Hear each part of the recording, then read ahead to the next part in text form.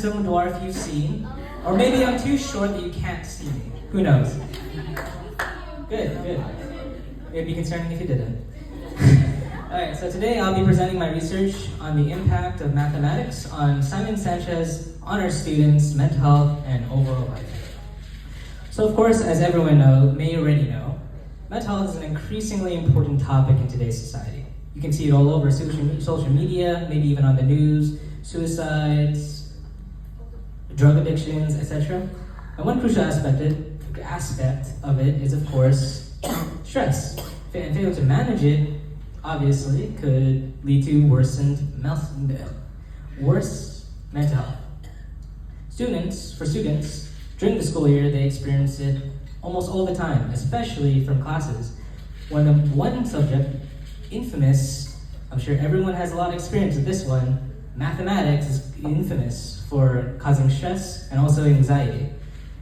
And according to a study by Dagra and Verma, a quote up there, there's a positive correlation between mathematics achievement. Oh, what? There you go. Between mathematics achievement and mental health. If you think about it, that is sort of obvious, but it also makes me think, how does this apply to honor students, since they have more difficult classes, increased workload, higher expectations, etc. So, to accomplish this objective, I came up with 10 research questions. They are mostly about possible factors to this, such as coping strategies, stress levels, teacher performance, pressure from parents, and how they feel when they enter a math class. First, before we get into the results, I would like to talk about related literature review, which built the foundation of knowledge for my research presentation. First, we have the spotlight on math anxiety.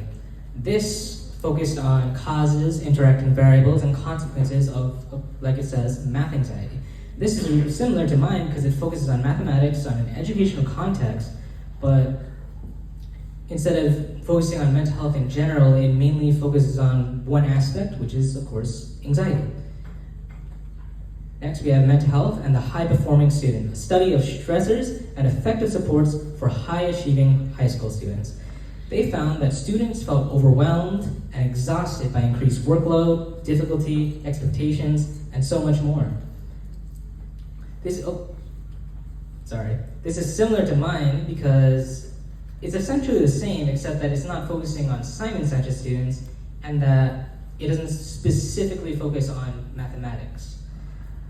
Next, we have mathematics difficulties and psychopathology in school-age children. Psychopathology simply refers to the study of mental illnesses or disorders.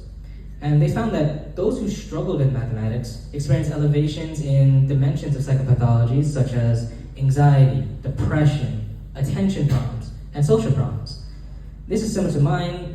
This is similar to mine because it focuses on mathematics, not specifically high school students, but students in general from elementary to high school. But instead of focusing on mental health in general, it just focuses on aspects of it. Next, we have mathematics achievement emotions of high school students in Kazakhstan.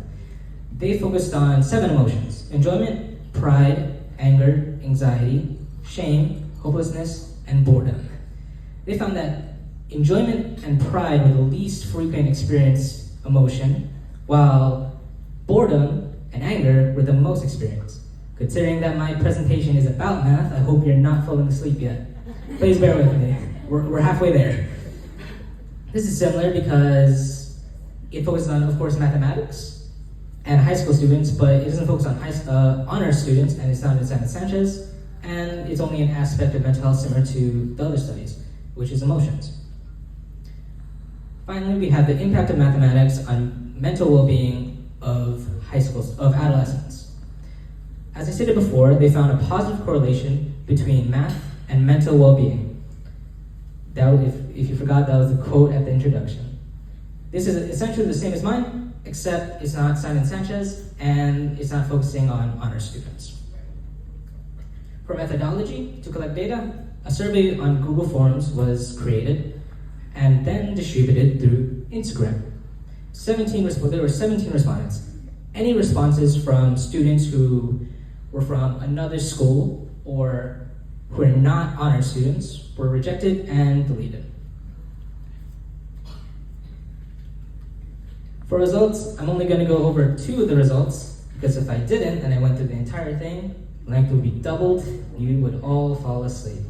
It would be more effective than a lullaby. First, we have here, as the chart shows, most honor students in Simon Sanchez experience a slightly negative mental health effect, while only 17.6% experience a positive effect. The rest shows neutral.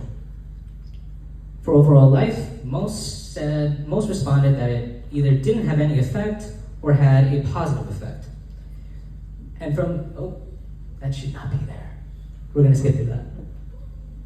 So, jumping into the conclusion, most honor students, as shown by the results, most honor students from Simon Sanchez, mental health was worsened to some extent by mathematics, but the overall life of most was not negatively impacted by it. Only one said that it actually did have any negative effect, which could mean that the negative mental health effects from mathematics isn't too significant to really affect their life, or that the importance of mathematics in life is simply too great, and it kind of overshadows the negative mental health effects. Some worsening factors, which is a sort of a summarization of the results so that you didn't have to see all the graphs and all the data, is difficulties with math, stress levels, even math levels. I found that those at a higher math level were more likely to experience negative mental health effects than those who were at a lower math level. Pressure from parents. Not many honor students experience pressure from their parents, but those who did experience too much were more likely to experience negative mental health effects. And then finally, anxiety and worry about their performance in mathematics.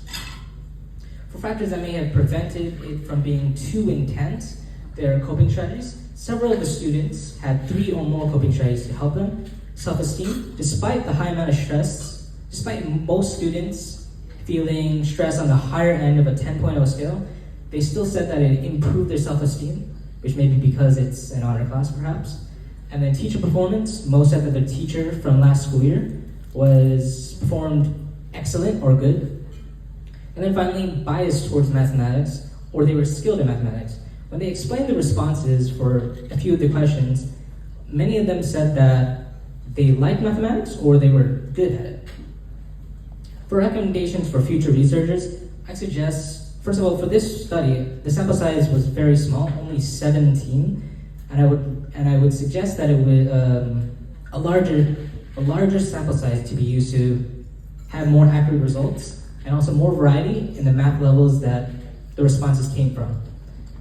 Secondly, a comparison should be made between the effects from honor students, between honor students and non-honor students, pretty much, to see if they differ, and if they do, how so and why. Thank you. I'm not a comedian, but thank you for not falling asleep.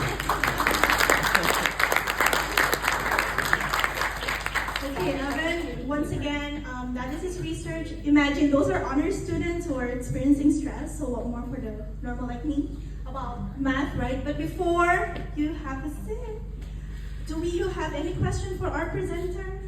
Yes, ma'am. What are the list of coping strategies that you can help other students to avail from if they're struggling with mathematics?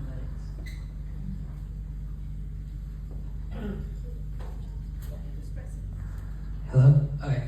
So on the list of coping strategies, many choices were given, and they were also allowed to select other to state what else they could do. And most put, if I remember correctly, listening to music, sleeping, and gaming, I think, were the top 3. There's also, no one chose meditation or counseling, so I don't know, maybe you want to try that, but... I thought my meditation works, no? Well, yes, but no one selected that. There was also, I believe, 5 or 6 for watching TV, anime shows, etc., like those things.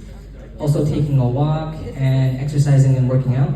Those are also other things. I don't remember what the other ones were, But for the other, only 2 selected that, and they were mainly about studying the subject and understanding it more to help them with it. Any other question?